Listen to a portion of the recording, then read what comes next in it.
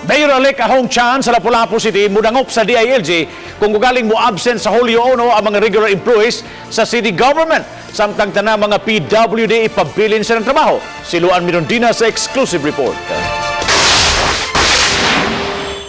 Gikonfirmar ni Lapu-Lapu City Mayor-elect Ahong Chan nga nakadawat siya og kasayuran nga mga absent ang mga regular employees sa City Hall sa unang adlaw siyang paglingkod sa katungdanan karong Hulyo 1.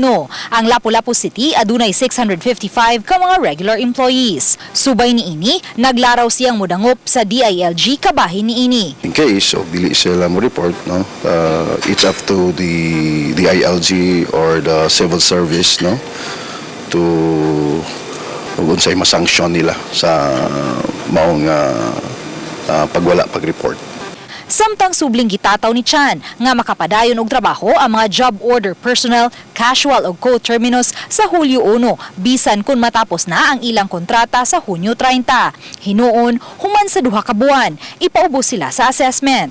Samtang gipahibaw usab ni Chan nga wala siya taktakon bisan usa sa mga persons with disabilities. Ang Lapu-Lapu City Hall may 59 ka mga PWD nga gipatrabaho sa nagkadiyang buhatan sa City Hall. Wala gitay tangtangon sa PWDs. In fact, mudungag pa ta sa mga PWDs. Even though na wala sila mabutar nako, pero manang ang eleksyon, tabangan na to sila kay sila ang ayan nga tabanganan. Uban ni Rinante Quiñones, Luan Mirondina, Balitang Bisdak.